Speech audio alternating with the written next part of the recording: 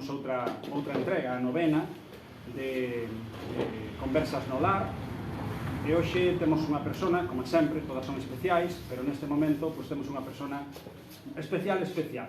Primeiro, como habitante de Betanzos e do seu casco histórico, non? Veciño de Betanzos, nativo de Betanzos, indígena, e en segundo lugar, polos anos que leva dedicado e polo que é coñecido, máis coñecido, o que é a saúde do pobo de Betanzos. É o veciño este, que é o noso Dr. House particular, non? De Betanzos. É Antonio Asensi, Tucho, que lle chaman os amigos, familiarmente, e que foi coordinador durante uns cuantos anos, e ademais anos moitas veces fastidiados tamén, refiro a pandemia, por exemplo, non? Do Centro de Saúde de aquí de Betanzos. Non foi que levei formación e investigación de docencia. Bueno, está ben que me puntualices, que tamén para eso estamos. E despois, bueno, leva aquí como máis de 20 anos traballando co Tazanova e co pobo de Betanzos, e despois, anteriormente, casi outras 2 décadas, pois en outros lugares, como puido ser Nogais, me parece, como foi Irixoa, como foi Begonte, Bergondo. Polo tanto, é unha persoa, pois, como vos diría eu, suficientemente experimentada en todo o tema da saúde, sobre todo na atención primaria, non? E no tema dos centros de saúde dos diferentes lugares, pero non só eso, porque ademais forma parte de diferentes entidades e asociacións relacionadas co mundo da atención primaria, ten feito numerosos traballos, ten organizado numerosos congresos e ademais foi tamén docente, coordinador de docencia, non? Tamén de prácticas de moitos médicos de MIR, etc. Pero ademais é un veciño de Betanzos, non? Que vive inmerso tamén no que é a vida social, non? Do concello, e que é unha persona querida, primeiro porque é moi afable, é moi simpático e é moi falador, e iso sempre abre as portas e os corazóns da xente, non? Entón vamos a empezar a comentar, como facemos con outras conversas, vamos a empezar a falar de temas que lle competen a él directamente e de outros máis xerais, non, que nos competen a todos tamén e dos que entendemos máis que de medicina, non, que para iso está él, que é o profesional. Entón, eu entendo que ti és un médico vocacional. Intuo, non? Como foi que escolliche dedicarte á medicina, a estudiar medicina, e ademais a atención primaria, porque se ve que, entendo eu, e polo que falo con xente por aí, e a percepción que teñen de ti é que fuche sempre unha persona moi dedicada e moi interesada, non, en solucionar problemas da xente e en axudar. Bueno, antes de nada, felicitar por o labor que estáis facendo desde a vida en defensa do idioma, a luta contra o medio ambiente, defensa tamén e protección do casco histórico de Betanzos. Fala alto, porque Chus creo que di que está por aí entre o público que non oe ben. Digo que dúas gracias pola invitación que me fixo dar de unta, Antón en concreto, tamén darlle as gracias en nome da ciudadanía por a labor que están facendo en defensa do idioma, tamén do medio ambiente e a generación do casco histórico de Betanzos. Eu aquí, hoxe en día, eu vendería máis ben de telonero, porque vendo aquí a Antón, que pasei un pouquinho a historia de Antón, é un activista cultural, amante da poesía. O protagonista é ti, para. O protagonista é ti, non son eu. Unha pregunta, Antón Miguel, este chairego, que está ben casado con Pastor Pérez, ese libro tan maravilloso. Andivecheme investigando. Ese libro que se puxen eu aí, de Galería de Sonos, hermoso, fundou moitas asociacións, pois eu che direi a vocación. Pois a vocación, un pouco, a veces nace desde onde te educan, estando na ferretería, que foi un toda a vida, pois ali me mandaron a Clarita, que era miña tía, que era auxiliar de Mundín, pois na certa maneira me meteu un pouquinho as esperanzas desta profesión, e despois cando acabei o bachillerato na Coruña, no Instituto de Riazor, ali que conocí o grupo do Pozo, que é unha porta maravillosa, que me gustaba moito as clases, Luz Pozo Garza, non?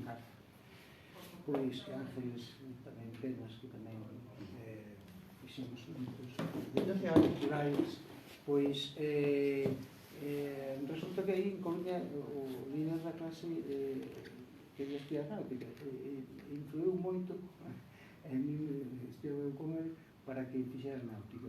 Estaba cerrado o canal de Suez, o mar Mediterráneo, con o mar Roxo, tiñen que dar volta todo por África, e me casamos quitando da cabeza isto, estar embarcado, tal. E penso que foi un acerto, porque foi unha profesión que, o tipo de personalidade que teño, a empatía, disfruto moito coñecendo a xente, vendo as necesidades que teñen, procurando repartir bondade, solidaridade, adquirir un moito cariño. Entón, a vocación é un pouco dirixida polo entorno que me movía a nivel familiar, e penso que foi un acerto, e que despois, agora en esta vida adulta, descubrí que a comunicación me debe gustar moito. Muchísimo. Si, eu algo vin por aí que tamén tiveche algún tipo de experiencia en temas de televisión, de radio, sempre relacionado con a medicina, non? Sí. Entonces, bueno, xa ben se ve que che gusta a comunicación, porque ti és moi falador e moi comunicativo. Eso sabe todo o pueblo. Falo demais. Pero mira unha cousa, que che decir, e as experiencias, porque ao final, antes de chegar a Betanzos e recalar aquí, que ao final é a cousa máis bonita que pode haber tamén, supoño, non? Agarrar, dedicarte á túa profesión, ao que che gusta, e ainda encima na vila onde naciche, de onde és, e onde estás inmerso. Pero antes deso, estiveche en algún concello rural, supoño que as condicións de antes, volvéndonos a eso, a 20, 30 anos para atrás, non? A nivel médico, o médico rural, lle podíamos chamar, porque debía ser casi un médico rural daquela, as condicións eran completamente diferentes ás de hoxe, non? Por suposto, eu salí despois de acabar o rotatorio ano no hospital Chuac, hoxe o antigo Juan Fernández, pois resulta que un país dixo que non había centro de salud, que calcular unha vivienda para desenrolar o traballo. De Irixoa, a sede de sanidade, onde ali ese traballo de medicina preventiva, conocín a José María Ramírez Conchón, que me formou moito a facer estudios de salud, para moito tuberculosis, e levaba un equipo para facer esos traballos, e dai pasei despois para Bergondo, que sí, xa había centro de salud, pero pasei a Nogales despois en Lugo, que tampouco había centro de salud, pasaba a consulta a un bar. Que fun abrindo centros de salud, en aquela época falando da noche en Perú, eran unhas condicións realmente onde estaba generándose esta cosa que temos hoxe, que foi espectacular. Claro. Entrando un pouco xa máis, digamos que no apartado propiamente médico da túa propia experiencia a nivel da realización da labor, non, de médico, como ves a situación actual da sanidade? É certo que houve unha evolución moi grande desde que se creou todo o tema do sistema de sanidade pública, non, universal, pero ves que na sociedade empeza a haber por algún lado moitas protestas. Eu non sei hasta que punto é xusto, moitas veces pagan xustos por pecadores cando hai carencias, é normal, porque son os que dan a cara, non? Os médicos, os enfermeiros, a xente que está traballando, pero non pensas que a veces hai unha especie tamén de confusión, ou non sei como chamarlle, a hora de valorar isto, que efectivamente, si hai falta de recursos, ou uns recursos limitados, pero que ao mesmo tempo a xente non aprecia en certa medida a existencia dunha sanidade pública universal como un ben social moi importante, que se está perdendo eso de alguna maneira, esa percepción. A mellor se vende mal, pero está claro que temos unha das sanidades máis valoradas no noso entorno, porque é unha universidade universal, gratuita, de equidade, ves que está continuamente innovándose, transformando para responder ás necesidades da cidadanía. De feito, en un reciente estudio que se fixo de Forbes, os hospitales de Madrid están entre os millóns de España, que un logo estar a niveles de Madrid ou de Barcelona, que son monstruos de hospitales. Entón, con isto que te quero dicir, que esta gran sanidade que temos hai que saber vendela. A xente ten que utilizar ben os servicios de salud, porque a sostenibilidade é un problema. Por exemplo, na sanidade vexo tres puntos claves a tratar. En primer lugar, é que a atención primaria, que é a porta de entrada para que nós pagamos un nivel de cribado a nivel hospitalario e posa exercer unha atención hospitalaria de calidade, pois aquí filtramos o 90% das patologías, podemos solucionarlo, pero estamos infradotados económicamente. En vez de ter un presuposto do 25% que a Consello de Organización Mundial da Salud, estamos agora en 16, 14, 16, é baixo. Claro. Si a iso lle sumas que outro problema é o nivel que hai de dotación nacional. España está, a aportación que ten é aproximadamente un 7%, outros países, por exemplo, como Alemania, Suecia, etc., están en un 11 ou 12. Se explico en términos para que entendas máis sinxelos. O que inverte España por habitante son uns 2.800 euros por ano. Así números redondos. Alemania duplica. É dicir, que as posibilidades, como tipo de ofertas, non poden ser as mesmas. Que pasa? Hai copago en casi todo o entorno europeo. O copago, que fai? Que aquí en España, por exemplo, só temos o 70% de cobertura total. Che vou explicar o que é total. En outros países, como o copago, se financian cousas que aquí en España non hai. Por exemplo, se tienes poñer unhas gafas, se tienes poñer unha prótesis auditiva, se queres poñer un implante que vale máis de 1.000 euros, se queres poñer determinadas ortesis para xente que teña movilidade reducida, aquí en España non se financia. En outros países eso está. Bueno, escoitei que sí que iban a empezar agora tamén con algunhas cousas. Estamos falando de hoxe. Sí. E o tercer punto que hai que tratar é o déficit de médicos. España non é que teña déficit de médicos, están mal distribuídos, porque o porcentaje que ten de médicos que marca o ratio da Unión Europea estamos no sexto lugar. O que pasa é que hai unha distribución moi atomizada e o que hai é que reorganizar, hai que facer un gran pacto da saúde. Hai fuga de médicos, non? Eso é tamén certo. Fuga de médicos, o ano pasado 500 médicos se foron con a certificación dos colexios médicos para traballar fora. Por que? As condicións laborales e as retributivas tamén, pero sobre todo as laborales. A sobrecarga laboral non está en un entorno, e se os médicos teñen unhas ofertas de ver 40 ou 50 pacientes ao día e ver un paciente cada 5 ou 6 minutos, ou ves cada 10 minutos, por exemplo, en Inglaterra, ves a consideración que hai os profesionales, o trato humano, que non sei, realza moito a figura do profesional. Definitivamente, claro, tampouco te podes comparar un médico en España, un MIR, que empeza a formarse entre 1.400 e 1.500 euros de sueldo base, e despois con guardias pode chegar a 3.500, pero fai 60 horas de traballo a semana.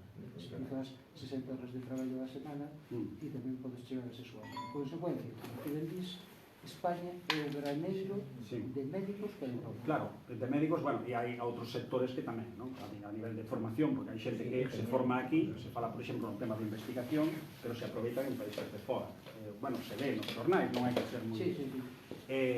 Bueno, é un problema, efectivamente é un problema. E eu creo que, ademais, a atención primaria é básica, é fundamental. E ao final é o que distixe, estamos en esa ratio, non? De un 12, en vez de estar cerca dun 20, ou non me acordo da cifra que dixeche agora. 7-12. 7-12. Pois claro, aí está claro que hai algo que corrixir. Así é todo... A inversión en primaria, en concreto, é que debemos estar no 25, estamos en 15. Así é todo, a mí comentaba un amigo, que igual que conoce seguro, que foi director do CHUAC, do Gregorio Marañón, que é Francisco Cerviño, comentaba aí atrás que ele considera que a sanidade española, en xeral, está entre as 5 mellores do mundo. E estás de acordo con eso? Estou de acordo, me faltaba outro punto, de dotación económica, falei dos profesionales, me queda outro problema da sanidade, que vou responder despois a súa pregunta, que é o envejecimento poblacional. Temos, España ten a población máis envejecida E Galicia ainda peor, non? Unha das máis envejecidas, sí, correcto, de Europa, por detrás de Grecia, Italia e Portugal. Entón, que se quero decir con isto? Que ese envejecimento poblacional vai a consumir moitos recursos. Unha persona aos 65 anos ten unha media de 2-3 enfermedades. Surge un enfermo pluripatológico, xente dependiente. En España hai 30.000 personas dependientes que están esperando por unha residencia na terceira edad. Que quero dicir con isto? Que outro dos pilares que hai que solucionar en a sanidade, o argumento de desenvejecimento poblacional que vai necesitar máis recursos humanos e de inversión. O que falabas ti da sanidade das millóns do mundo, temos de feito os logros tecnológicos, tecnología de alta resolución, cirugía mínimamente invasiva, que agora que sabiches que están dando charlas por todo o mundo con a cirugía torácica, en investigación, que estamos sendo punteros, formación de excelencia clínica que ven unha chá para formarse profesionalmente. Estamos marcando metas que está dicindo que o nivel de capacitación e de oferta é moi ambicioso. Por iso, o que decíamos antes, o mellor vendemos mal a percepción de como é a sanidade en España. E ti, por exemplo, que agora que falabas, por exemplo, das residencias, non, de maiores, non, da carencia de plazas que hai, parece como se fora un modelo semellante ao da sanidade. Che digo en que aspecto. Por un lado, se están ofertando prazas, non, nesas residencias privadas carísimas, algunhas concertadas carísimas, e ao mesmo tempo parece que o modelo da sanidade vai pola potenciación de certos complexos privados, non? E concertar plazas con eses centros privados e non ir, digamos que o sistema público implementándose ao ritmo que debería. Ti estás de acordo con eso? Que ese é un problema tamén? O problema é que, mira, en España, datos recientes, temos un pouco menos de 400.000 plazas para a terceira edad. O 70% son plazas públicas, o 30% privadas son 100 e pico mil. Que pasa? Que o ratio, que teñen que ser 4 plazas por cada 100 pacientes, que 5 en concreto, España está en 4. Necesitarían aproximadamente 80.000 plazas máis. 30.000 españoles con gran dependencia están esperando para entrar en unha residencia. Como ti ben dis, unha residencia privada, un gran dependiente son 2.000 euros para arriba, pero moito para arriba. Consecuencia, non se fan residencias públicas, pero tamén é un tema que te podo dicir tamén porque os xóvenes de hoxe non teñen fillos por a precariedade laboral, que non é que este bien cara, os sueldos tamén están baixos, hai que subir os sueldos, por a situación de que non poden emanciparse da casa porque non hai viviendas. Son dous temas que había que abordar. Aproveito. Vivienda pública e residencias de terceira. Aproveito e fago un pequeno anuncio, sabes, como na televisión, non? Que para o mes vamos ter aquí a proxección dunha película e con dous profesionais no coloquio sobre o problema da vivenda, que está moi actual, pero dito isto xa o anunciaremos, pero tamén estamos preocupados por eso, no Lar de Unta, e tamén vamos a tratar o tema da vivenda, non? Os temas de actualidade, que ao final nos preocupan a todos. Nada, bueno, seguimos. Isto foi un inciso que fixen que me veo agora que falache deso, do da vivenda, aproveitei. Hai que invertir máis en residencias públicas na terceira edad. Supoño que tamén o que é o sistema de, bueno, que todos pagamos impostos e é para algo, non? Para ter unha seguridade para nós, para os fillos, os que veñen detrás, e que haxa polo menos uns recursos, uns mínimos, non? Para que todo o mundo teña unhas garantías de dignidade na vida, non? Un mínimo de dignidade. E sobre todo a xente maior que foi a que levantou este país, que ha deixado un legado a generación dos fillos que moitas veces axuda económicamente ou físicamente, prestando a casa, mentras non poden emanciparse, que non haya esa actitud moitas veces de pouco cariño, ese edatismo que se vive hoxe, de falta de respeto á terceira como se non descasa. Pois moi ben. Mira unha cousa, falando, concretando, por exemplo, como ves a situación actual ou que mellorarías no propio sistema, digamos, máis local, non? De Betanzos e entorno, que cousas te parece a ti que son susceptibles de ser melloradas xa para dar unha atención mellor, unha prestación mellor? Bueno, hoxe en día hai que facer un gran pacto de sanidade. A sanidade, tal como se está dispensando hoxe, é insostenible. Non podes ter, te vou poñer un exemplo, o área sanitaria de Betanzos son 48.700 habitantes, de un estudio, son 9 axuntamentos, ahora 8 porque houve cesuras e un axuntamento solo, 48.700 habitantes. Sí. Entón, esos 34 médicos que consumen moitos recursos de atención pública, certo que está disperso o entorno, pero ti fíjate que se pose aquí unha comarcalización, que é algo que hai que facer, reorganizar os servicios. Se temos un cliente médico que está mal distribuído os médicos en España, un sistema ancestral, o médico igual que ter un aeroporto tamén en Paderne, que podía dicir máis barbaridades dese tipo. Vos sistemas de transporte, ven ser municipales, ven ser facilitados pola administración, para que unha persona veña de calquer entorno de aquí, habitantes, e se hai que facerlle unha radiografía, se hai que facerlle unha ecografía, un análisis, se hai que ter un seguimento de unhas horas en unha cama, se lle pode facer. Ese paciente lle merece a pena vir desde Oza, desde Ibixoa, desde Paderne, desde calquer sitio. E non perde servicio, gana en calidad de servicio. Este exemplo de comarcalización, por que non se fai seguramente cambios organizativos en a sanidade? Porque a sanidade está politizada, eso subimos todos, vende moito. Entón, iso é un problema que hai que desligarse deso, pero ese mesmo caso, se vou poñer un exemplo moi sinxelo, os localismos. O eje atlántico que move Galicia, Coruña, Santiago e Vigo. 150 km, 3 aeroportos locales que se ti queres ir a calquer lugar de España, a maioría das veces tens que facer unha iguala por lugar. Consecuencia, que se ti lle preguntas a maioría da xente cal é o mellor aeroporto de Galicia, o do Porto. O Porto terá transporte gratuito casi desde Coruña, unha oferta de precios que non se pode competir con eles, e move máis pasaxeiros que Lisboa, 16 millóns de pasaxeiros. 16 millóns de pasaxeiros. Merecería a pena ter un gran aeroporto aquí en Galicia? Pois igual, sí, ter Santiago. Outra cousa inconcebible, que teñamos un gran aeroporto ao mellor en Santiago e que non pase suave por aí, unha cousa inconcebible. E que, digamos que non é só neso, por desgracia, porque tamén hai dous portos exteriores un enfrente do outro, etcétera, etcétera. Pero, ao final, eu creo que é unha especie de minifundismo no sistema alimentar, non para todos. Cando realmente a mellor a planificación tiña que ser máis desde o punto de vista do territorio galego, no seu conxunto, e non de localismos e competir entre nós mentras se leva o rendimiento un de fora, non? É o caso dos aeroportos que disten, non? É así. Pero, bueno, en calquera caso, sí que hai un problema de organización e hai un problema tamén de que aquí temos unha población, por certo, moi diseminada, no rural, fundamentalmente, e entón iso tamén dificulta dar servicios.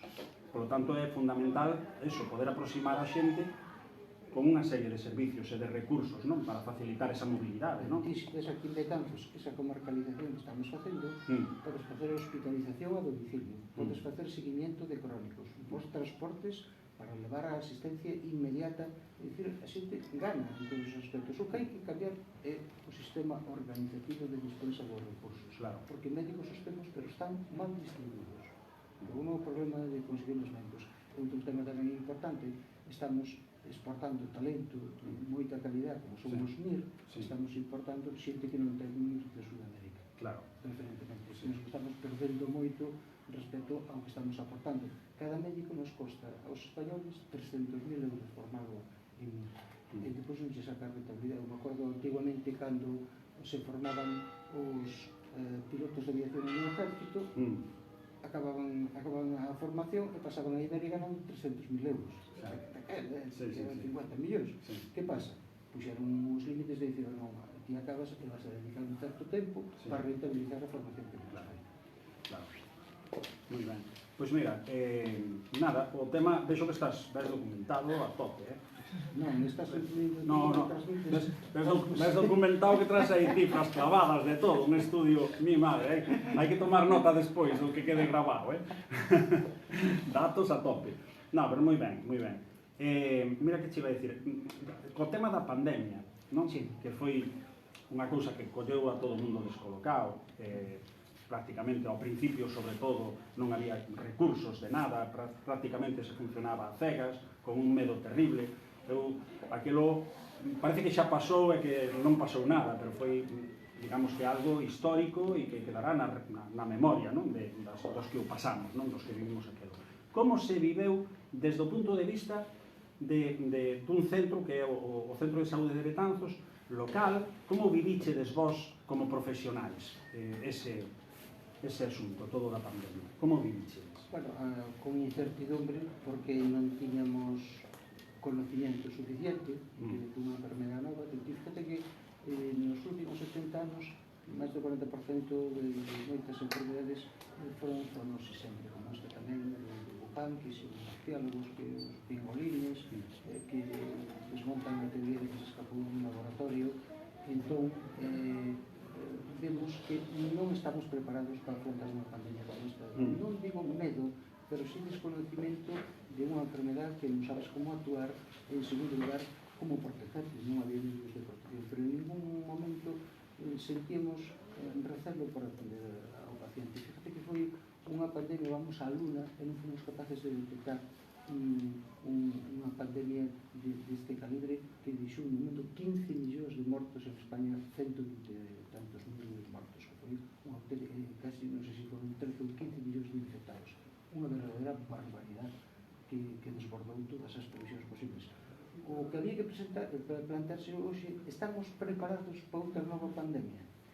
Eu penso que estamos máis informados. Ahora, como medidas preventivas, seguramente había que invertir máis, porque hai que facer máis control do que promovedes vos do medio ambiente, máis control zoonótico, de todo o control animal, que aí teñen a maioría dos problemas. A globalización, non?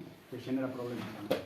Bueno, a globalización, eu sempre fui un amante de que cando veo a globalización iba a haber a solución do mundo. Eu sempre quería un mundo máis xusto, máis solidario, en paz, e vexo hoxe que o 1% da población mundial dos grandes ricos ten o 95% da riqueza. É dicir, que foi a globalización? Máis dinheiro para ricos, máis desigualdades, a xente máis vulnerable, máis pobre.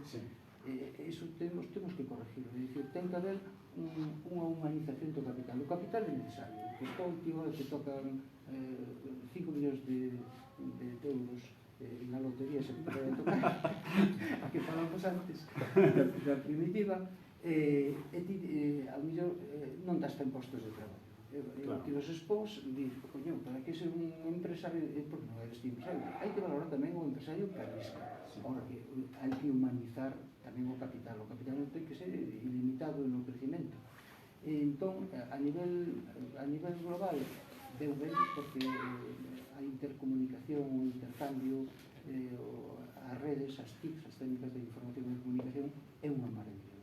Se traballar é unha maravilla. Eu, como empecé a traballar, había as historias clínicas a man cando salí do hospital, que é un sistema informatizado que te interconexionas con cualquier hospital que pode ver en un futuro outra cousa de 17 comunidades, e que non haya unha interconexión de todos os sistemas, cada un vai a ser libre, pero bueno, podes chegar a ver en calquer momento un historial de Barcelona ou calquer problema de outra comunidade. A tecnología, eu presentei o último congreso de Coruña, que foi un regalo que me fixo a presidenta nacional Pilar Rodríguez Ledo, con a que convivín, igual que Isidro López Rodríguez de Monte, que eran auténticos monstruos, e presentei a inteligencia artificial na Coruña neste congreso. A inteligencia artificial veu para quedarse. É dicir, que ou te montas ou perdes o tren. Porque veu a facilitar as cousas, non veu a roubar postos de traballo, veu a facilitar a labor de dispensa dos servicios. Por exemplo, o 33% de burocracia a comunidade de inteligencia artificial, asesora de facilitar. Bueno, eu son un profano neso, pero supoño que, como en todos os adiantos que hai, depende do uso que se lle dé tamén, non? O destino, non? Que se lle dé. Igual cos móviles. Claro. Entonces, bueno, sí, supoño que sí. Mira, despois, como vamos a abrir tamén un turno máis tarde para que a xente poda preguntar o que queira, que les podas contestar, vamos cambiar un pouco de tema, porque xa falamos agora un pouco do tema sanitario, falamos un pouco tamén daqui do asunto daqui de Betanzos. Perdona, eu tamén quería dicir unha cousa que é moi importante de cara á sanidade, que a xente valora o que ten. Sí. Hai que facer, eu cando fixen un programa de televisión no hospital que me facilitou entrar en un CEN na unidade de Cortastanque, segundo Jorge estaba de directivo, con a Vía Fernando da Iglesia, e fixemos un tema para a cadena SER, que era local e que levaba aí, que me fixo unha entrevista ao director Enrique Sanz, e sempre transmitió o mismo. Utiliza inteligentemente os servizos de salud porque ganas que se benefician todos. Hoxe a medicina é moi cara. Iso a xente non vai. As terapias químicas, que agora é unha oferta que se dá para moitas enfermedades, a tecnología toda, pois unha terapia con os CAR-T, que escolles os linfocitos, os modificas genéticamente para que coman as células cancerosas, pode chegar a costar 400.000 euros. A mellor só responde un 20% da población. Quer dizer que con isto, que a veces non valoramos o que recibimos. Realmente é un luxo a sanidade que temos aquí en España, que vai a seguir crecendo e mellorando para responder a todas as necesidades dunha ciudadanía cada vez máis exigente e que pagan os servicios e que ten moito de tempos. Bueno, ti, xa digo, depois xa hai que volver a entrar, non tema de se entramos outra vez, pero por facer un pouco máis variado, xa sabes que a nós nos preocupa moito todo o tema de Betanzos no seu conxunto, e tamén o asunto do casco en particular, o casco histórico, non? Que digamos que é a xoia da corona, non? Daqui do Concello. E ti, como veciño indíxena de Betanzos, habitante do casco histórico, e que ademais tiveche relación na defensa do casco histórico aí hai uns anos de unha maneira bastante protagonista, non? De todo isto, pois nada, fainos aí unha reflexión de como ves isto e de como ves ti que pode evolucionar de cara ao futuro. Si tes, digamos, unha visión moi crítica, menos, mitad e mitad, ou como ves, digo, así, como veciño, como non como crítico ou persona que tal, senón como veciño da pé, daqui, non? Un veciño máis. Como ves ti o tema do caso? Con optimismo sempre, Martín. Bueno, eu perdonarme que se falo mal o galego me está costando traducirlo, pero se é castrapo... Te entendemos perfectamente e o estás falando moi ben, estás falando moi ben. Pero moi baixo. Se ti tes unha ciudade, tes que pensar unha cousa. Primeramente, que realidade tes? Que o que tes, con que recursos contas e a donde queres chegar. Iso para mí é o principal. Betanzos, que ten un casco histórico que é a capital do gótico de Galicia, que é unha joya, que é para mí un diamante que se está pulindo cognitivamente, pois desde sempre se fixeron actuacións que ao mellor non foron digamos da trascendencia que esperaba a xente, pero desde a pavimentación das calles que fixeron moitos partidos políticos, desde reformas de edificios públicos, mobiliario, etc., hasta actualmente desde a Xunta o Xurbe, o plan de sostenibilidade turística, temos tamén o ARI, a nivel do Xuntamento a recuperación do PEPOS, que é o plan especial de ordenación que está anticuado do ano 92 e dificulta moito o arreglo das casas para xente particular que é a súa obligación arreglar as casas para que haya facilidades, medios, orientada, a veces se dificulta moito iso. Agora as novas partidas de New Generation de Europa que se están invertindo, que están generando tanta controversia, digo eu, innovar e crear cousas novas. A mí me gusta o que se está facendo. E dirías ti, por qué? Porque se está aportando, como ves, continuamente a Betanzos para transformala no casco, que son tres cousas que gobernar, o casco, o pasatempo e os ríos. Son as tres cousas que temos en Betanzos. E no casco histórico, todo o que se está facendo de recuperar, digamos, a filosofía de Rafael González Villares, que hablou nos anos 1970 na Metamorfosis, que é o que vixo en todo isto? Pois mira, que é algo que vai ser moi fácil de entender. Que eu vexa unha bolsa, que eu vexa un toldo, que eu vexa unha señalización na calle, calquer cousa, e digo, isto é de Betanzos. Aquí non está David, que foi un dos que participou comigo no casco histórico, de Goña, moita xente, que é un tipo de maravilla, que se fixeron muchísimas cousas. Ele está montando tendas de Zara en todo o mundo.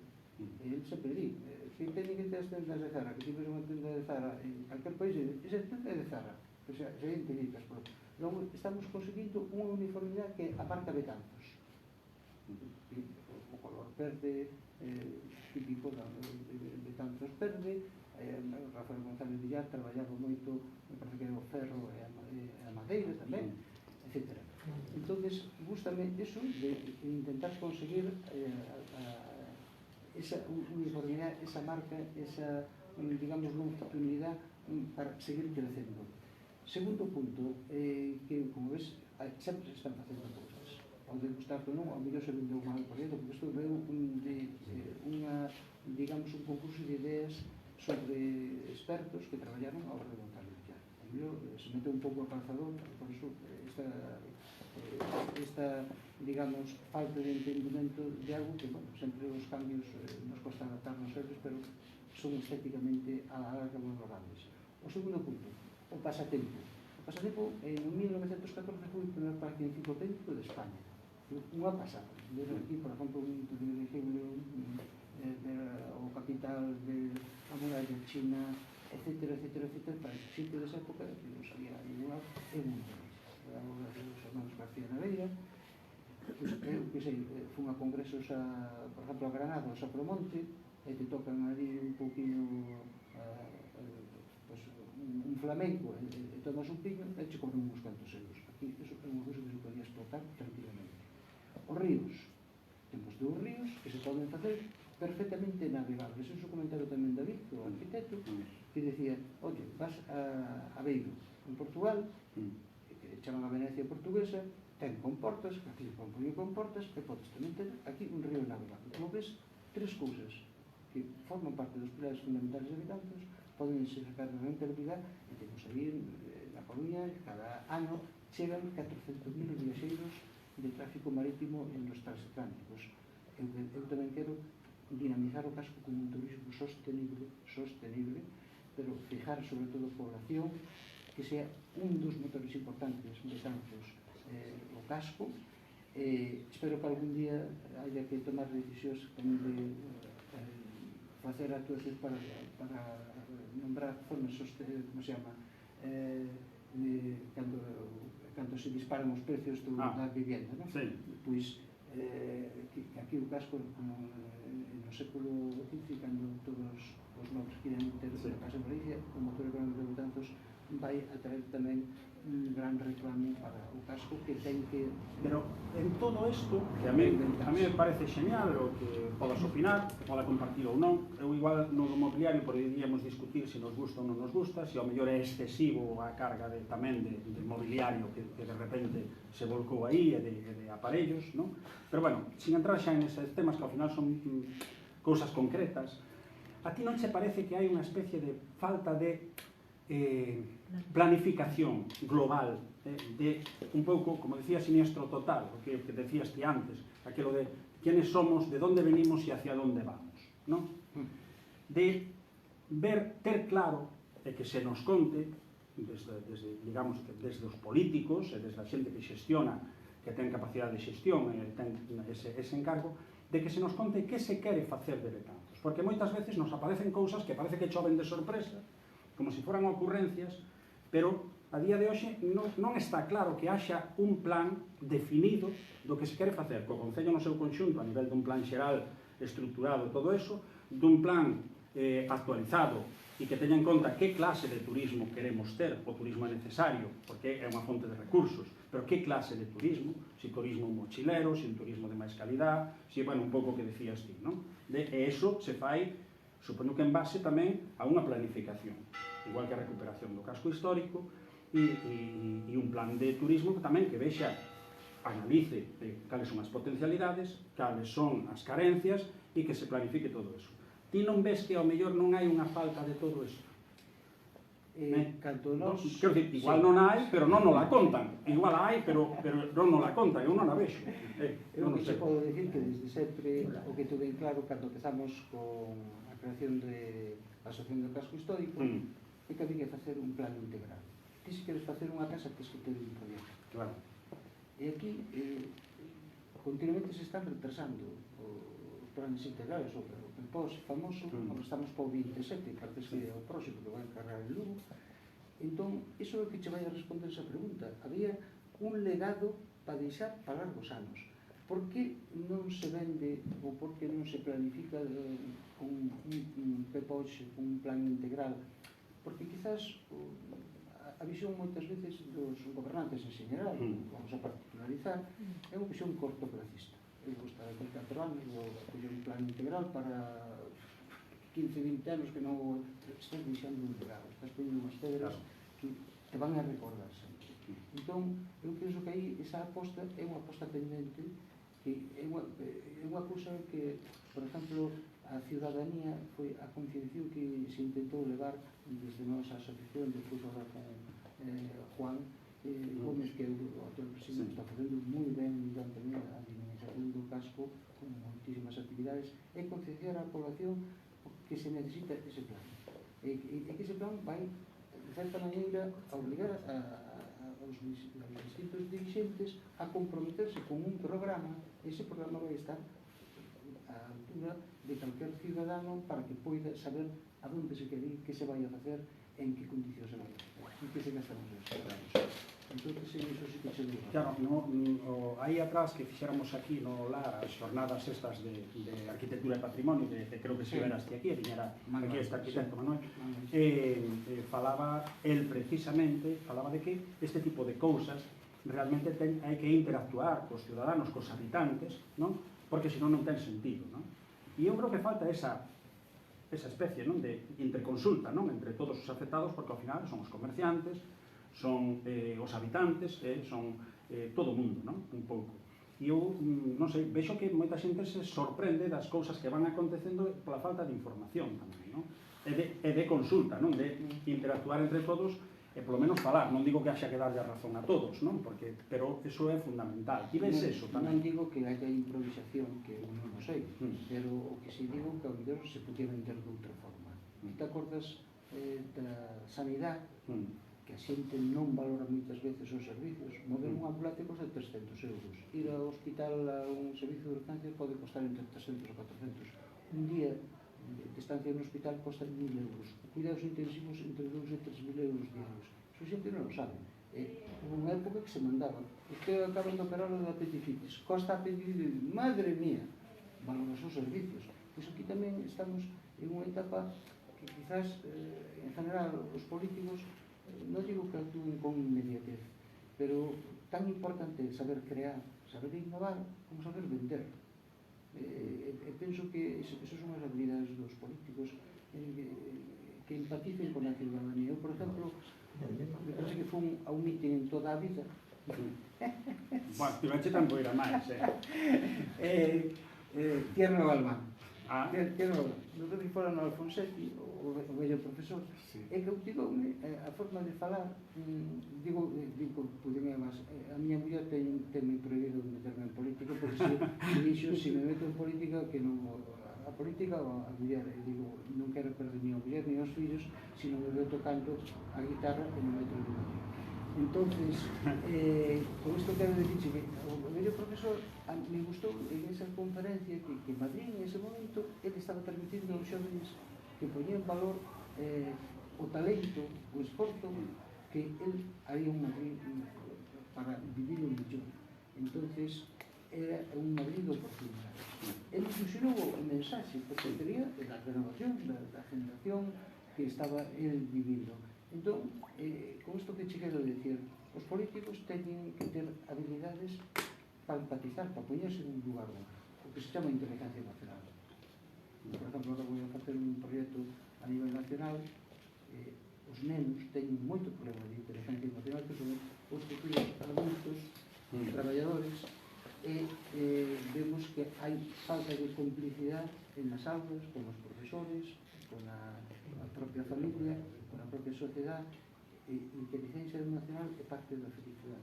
Hai que formarse, non se forma a asignatura nos centros. Os políticos, penso que temos moi bons políticos, en general, moita xente honrada.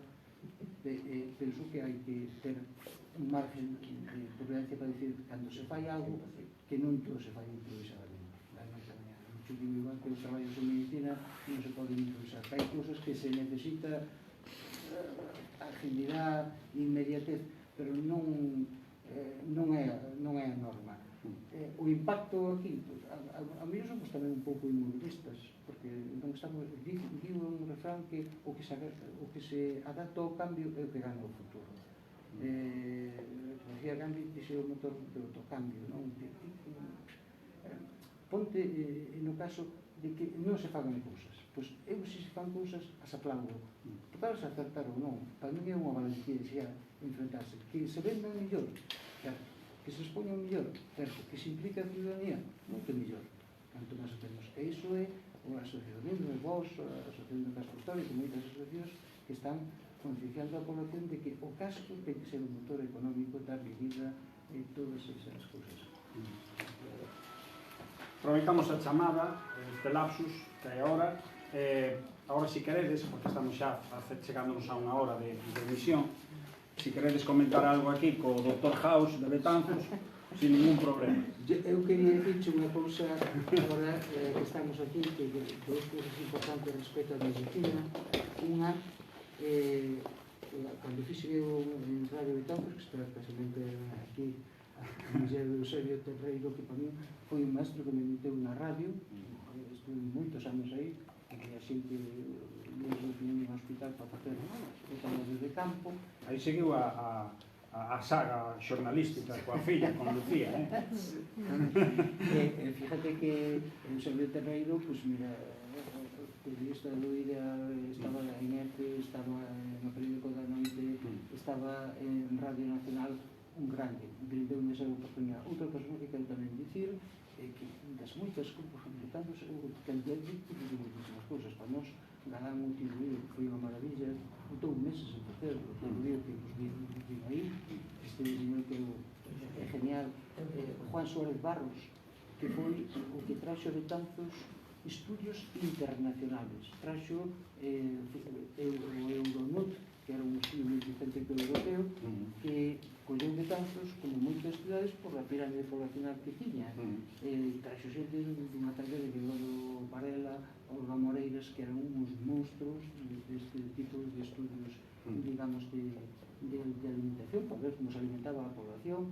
O estudio Brigantium, tamén de impacto internacional, como Alfonso Castroveiras, que era un cardiólogo tamén de sobrado renombre, como se chama, Muñiz, Javier Muñiz, que estaba en Catedral de la Coruña, un epidemiólogo tamén. Se crearon despois tamén por el, aquí en Betanzos, a formación continuada, que viña xente da Universidade de Santiago, e formáronse todos os médicos da área. Aquí en Betanzos houve moitísima xente que fixo moito por Betanzos, e iso, a mellor non é visible, pero ao paso do tempo ese legado ves que se vai continuando, que vai mantendo no tempo, e iso fai que Betanzos, curiosamente, o que che dicía antes, este vídeo que me mandaba de Madrid unha periodista, que Betanzos, a vista de Páxaro, unha das cidades máis bonitas de Galicia, que estamos falando do día de hoxe. É a Mesopotamia galega. O Tigris e o Éufrates rodeando a Mesopotamia, que é o... Sí, bueno, é un luxo ter dous ríos desembocando aquí na ría. É un luxo da natureza. Iso quedan aproveitar ben.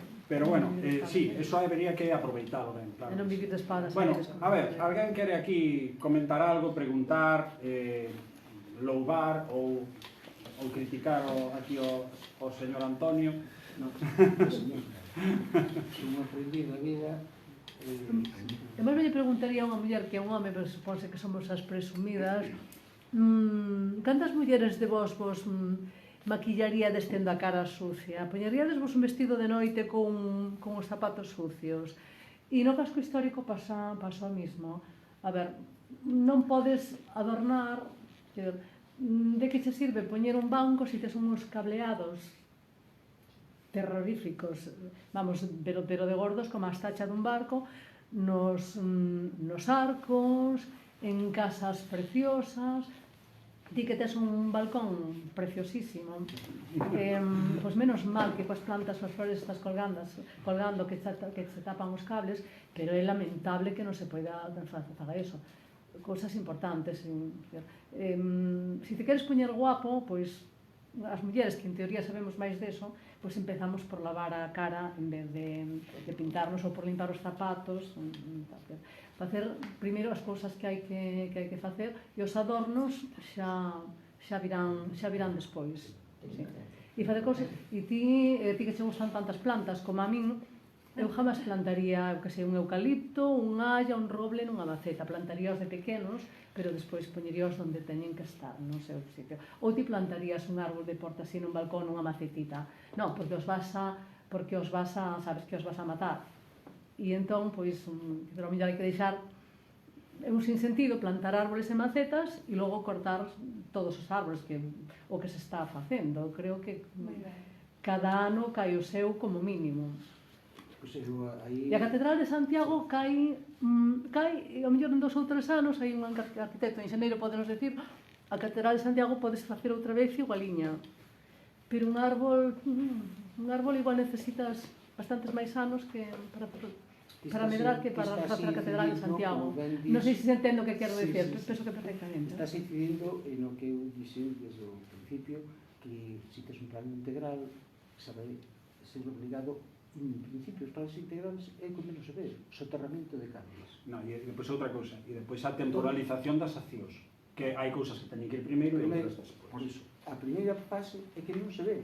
Ti, por exemplo, aquí ves os cables, o cableado. Pois todo ten que ser subterráneo, todas as antenas, etc. Ti ves unha calle, a calle de miña casa, se levantou un montón de luces, cada vez que ven R, que ven Telefónica, levantan a calle, pois iso xa está solucionado e responde a túa pregunta. Tens que ter un plan integral para evitar todas estas situaciones que sí, desconcertan. Pero eu penso que iso non quita que non fagas actuacións, porque eu tamén digo unha cousa que non é todo culpa dos políticos a situación do casco. En Betanzos, esas 1.800 casas que falábamos antes, con 500 que están catalogadas, pois, nós cando fixemos o estudio do casco, que fixeron os arquitectos unha labor fantástica, había 619 casas en situación, digamos, lamentable. 619. Agora no número que fomos facendo, estaba Antonio Sánchez Presego en Europa, de diputado, e diximos como se podía facer alguna norma para que o Xuntamento, sin buscar confrontación, sempre foi de conciliación e de diálogo, pues, mediara para que esa xente que tomara cartas en nosotros, porque as propiedades ten que arreglar o asunto, ten que dar facilidades para que arregle, darle todo tipo de subvencións si as hai, e ilusionalo para que se ti tes unha propiedade e non a arreglas, a viña perde valor. Ou no suposto de que non dá xa capacidade para arreglala, poñela no mercado para restaurala. Ou subastala. Claro. Pois aquí que vimos que moitísimas casas non tiñan propietarios. É dicir, que pagan impuestos, por que? Están na Argentina, outros están nos guetos. Orense me parece que había visto, había sacado unha normativa, case que estaba en situación de ruina, se demolía, e senón non se mantiña así tal. Ou salía a venta con precio xusto, que pode ser o precio catastral. Existen fórmulas para... Fórmulas. Pero claro, o problema é cando hai unha parálise e non se acomete nada, non? Por medo, por non sei que... Claro, entonces ese inmobilismo moitas veces é o que leva a un deterioro que vai avanzando, porque o tempo sobre as vivendas, sobre os tellados, sobre todo vai avanzando, e a climatoloxía e todo, e a calidade da pedra, pois vai promovendo eso, ese deterioro paulatino, e que cada vez se vaya a peor se non se acomete algo. Pero ao mellor o cortoplacismo que dis ti fai que haxa medidas que non se toman, porque non interesan desde o punto de vista electoral, ou mellor, non o sei, antes falabas un pouco deso, non? Sí, porque hai que ter certa valentía tamén para facer as cousas. Eu estuve en Allariz facendo un curso de ecografía e vi como se puxo Allariz, é unha maravilla, desmontaron casi o castelo para poñer as calles todas de pedra, hotelitos con encanto, as zonas, por exemplo, a casa dos xuguetes, onde se xía desayunar, os ríos... Os ríos sin estar cheos de naves, claro. Os bosques mesmos, a obra de Ibarrola, que teñen ali para os bosques, rentabilizaron aquilo para facer un referente, digamos, de turismo e con vida económica. Ves como se recuperou Pontevedra tamén unha referencia tamén importante o que se fixo en Pontevedra, como hubo un contestamento xeneral da población, porque cando se empezou a peatonalizar Pontevedra, casi hubo un levantamento contra Lores, non? Sí. Entón, que te quero decir? Que hai que buscar confrontación, hai que buscar medidas de cambio.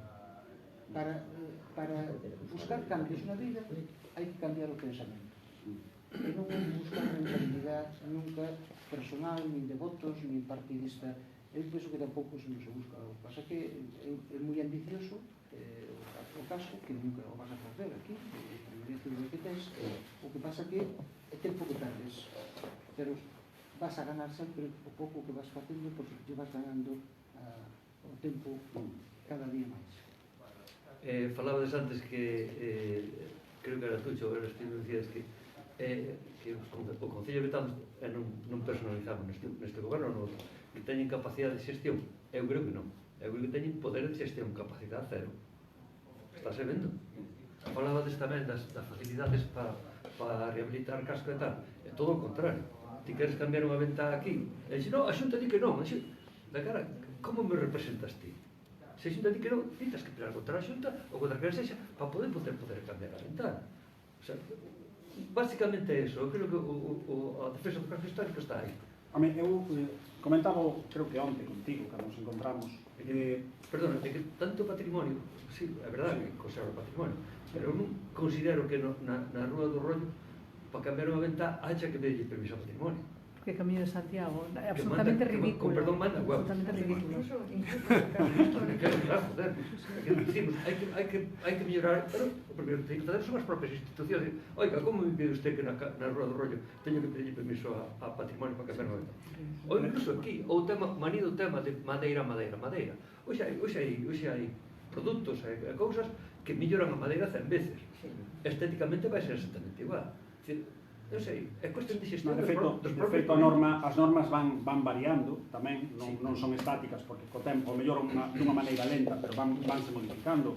Eu, polo que sei, que tampouco son un especialista nesto, xa antes non deixaban unir dúas casas que estaban xuntas e ahora sí que facilite, porque había moitas casas estreitas que non tiñan unha habitabilidade como deberían. Deixas unir, pero non te deixan variar. Xa, bueno, pero bueno, quero dicir que algo vai modificando, non? Pero, bueno, en calquera caso, é que a obligación dun concello, dun goberno municipal, penso que non é só xestionar, que tamén vais no cargo, sino tamén defender aos seus veciños con respecto a outro tipo de administracións que operan nese territorio. Porque eres o representante directo do territorio. E teste que aliar cos habitantes dese territorio para reclamar a quen faga falta, sempre que seña en beneficio deles, en beneficio dos habitantes dese pueblo. Cousa que moitas veces se esquece. E se dá por feito, bueno, isto non deja fulano de tal, e ya está. E nadie discute nada. E iso é aplicable non só ao tema do urbanismo, senón a outras moitas cousas. É a burocracia da propia administración. Pero bueno, a ver, o Presi.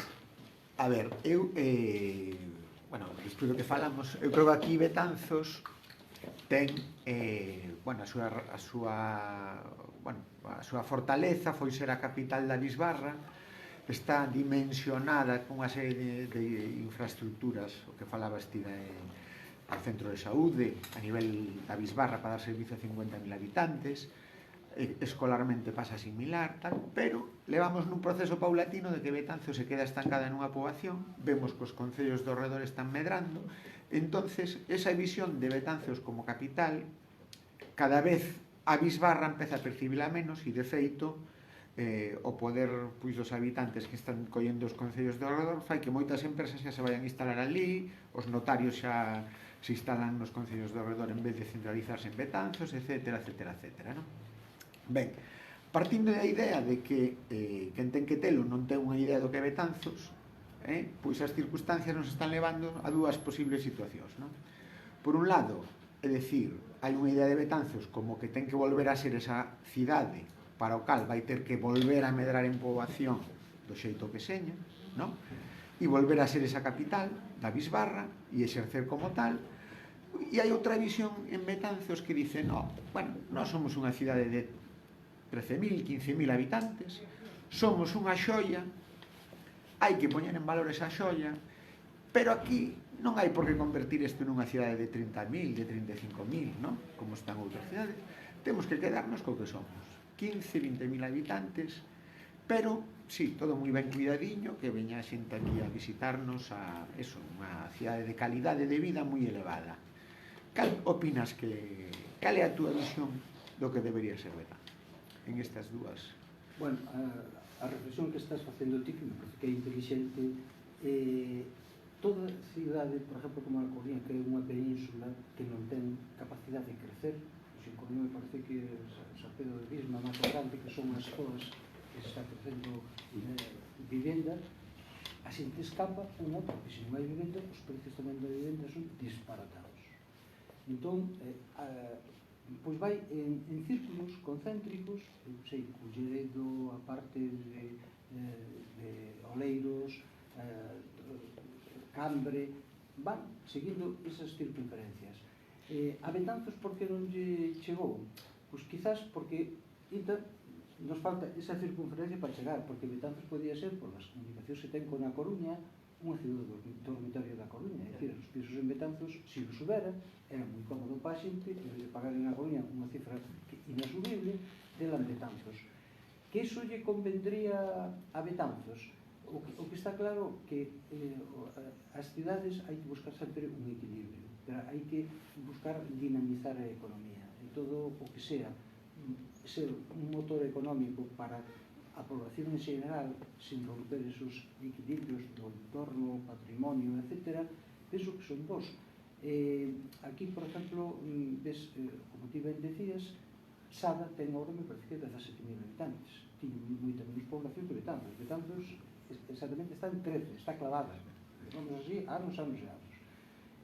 Entón, eu buscaría un equilibrio, nin un nin outro, é dicir, buscar unha oferta para a vivenda, que aquí non é que non haya falta de solo, hai que planificar, onde se queren facer novas recalificacións de terreno, facer tamén oferta de vivendas de protección oficial. Aquí, desde que se fixo o traslado desas miles de persoas á Condesa, non volveu a haber vivendas de protección oficial. Que claro, o casco, porque se quedou sin xente, porque a xente do casco tiñen unhas condicións de vivenda que non eran as desexables, non había naquele momento axudas para rehabilitar as casas, era máis fácil ir fora do casco. Entón, un equilibrio entre as dúas posibilidades, é dicir, non quero que sea unha cidade dormitorio, nin quero tampouco que quede como unha cidade anclada. Somos a capital do antigo reino de Galicia e está soñando sempre con esa joya da corona. Bueno, creo que se falou de unir, xeron 12 cesuras, de unir Betanzos con Paderne. Non sei se recordades que algo se falou. Non vos sona? Pois si, algo se comentou. E o alcalde de Paderne dixo, si, Betanzos, un municipio que está nos arrabales de Paderne. Non vos acordades deso? Eso falouse na prensa. Sí. Tamén oín o comentario, escoitei o comentario unha vez que me fixo moita gracia, que decían os de Sada que Betanzos era o casco histórico de Sada, non? Pero bueno, eu creo que son cachodeos. Sí que é certo que Betanzos ten un rural moi pequeniño, comparado con outros concellos do arredor, o mesmo de Galicia, e, a pesar deso, e os que vivimos no rural, nuestra radio, por decirlo de alguna maneira, tampouco estamos contentos, non? Cos servicios que se nos prestan e coa atención que se nos presta. Entonces, creo que sí, que ao mellor, o que decías ti antes, que ao mellor sí, aquí hai un problema de xestión. Hai un problema de xestión. Sí, Susana. Yo quería preguntarle, como profesional de la salud pública, el problema que hubo en Betanzos con el agua, el año pasado creo que fue, ¿usted cree que Betanzos se puede permitir, o cualquier ciudad de hoy en día, pueblo, se puede permitir el problema que hubo y la gestión que se hizo de esa agua? Y si los ciudadanos de Betanzos podemos estar tranquilos con el agua.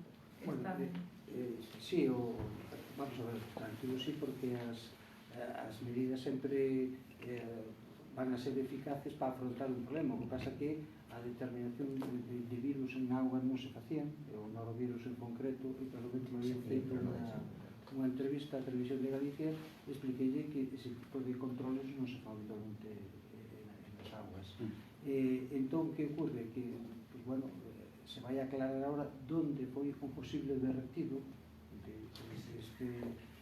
deste virus, que realmente procede moitas veces de animales, seguramente, pues bueno,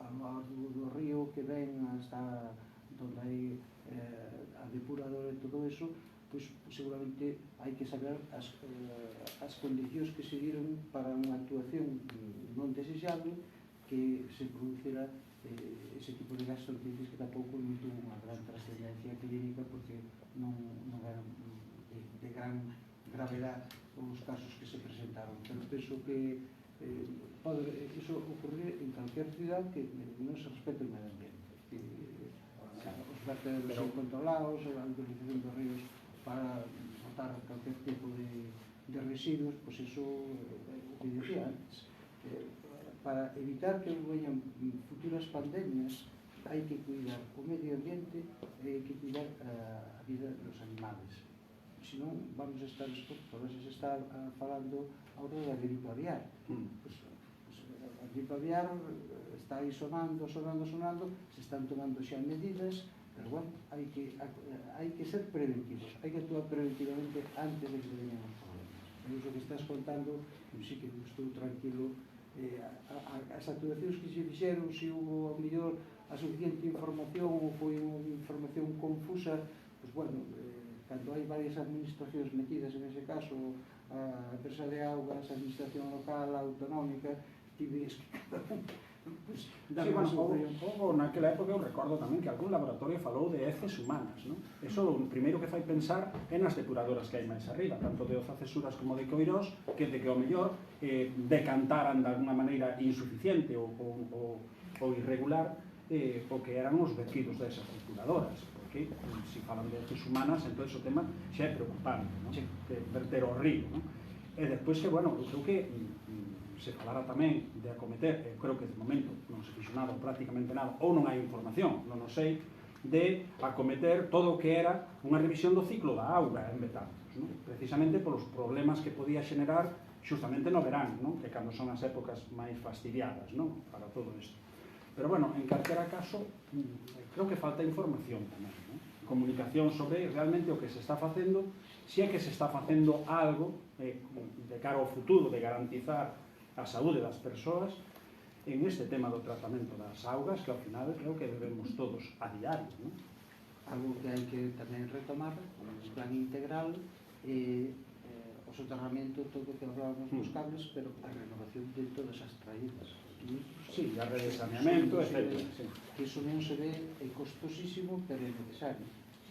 E ver o que se verte aos ríos tamén, porque... E estes problemas, ao mellor, moitas veces, conexión aguas residuales con aguas fecales, con agua de consumo doméstico, pois pode evitarse con estas reformas que, seguramente, un plan integral hai que levantar as zonas. Claro, ao mellor non dá votos porque van por debaixo do chan. Bueno, pois nada, eu, se te parece, porque xa levamos un ratiño, nos pasamos un pouco do tempo, vamos ir rematando isto, darche as gracias, decir que para o mes vamos a ter outra conversa no lar, desta volta, pois, con Pedro, o director Pedro Galilea, do CIEC, que nos parece tamén que é un tema importante, que temos aí un monumento tanto desde o punto de vista arquitectónico, esa Casa Núñez, a Casa da Banca, como dos contidos que ten dentro, tanto por todo o que promove, que é un centro internacional de grabado, como por todo o patrimonio artístico que hai aí dentro. E que vai a suceder, a raíz da morte de Núñez, que vai a suceder con ese centro, que pasa unha parte del a propiedade municipal, e eu creo que ele nos pode clarificar un pouco como está todo isto, e enterarnos tamén todos un pouco, quen queira vir aquí en directo como estades vos hoxe, ou a xente desde as súas casas a través das redes sociais do Lar de Unta, e polo menos, bueno, irnos poñendo o día de cousas de interés, non, para o Concello de Betanzos. Agradecervos aos que viñachedes hoxe aquí e que vos achegarades aquí a compartir con nós, e agradecerlle a xente que nos está vendo en directo e nos vai a ver estes días tamén na casa, tanto no Facebook como no YouTube do Lar de Unta, e, sobre todo, agradecerlle aquí a Tucho, a Sensi, ao noso Dr. House, volvo a repetir, de Betanzos, a deferencia, que ademais trouxo aquí uns detalliños po público, e nada, moitas grazas, e xa sabes que tedes todos aquí, a vosa casa no Lar de Unta, que é o lar de todos. Moitas gracias. Gracias.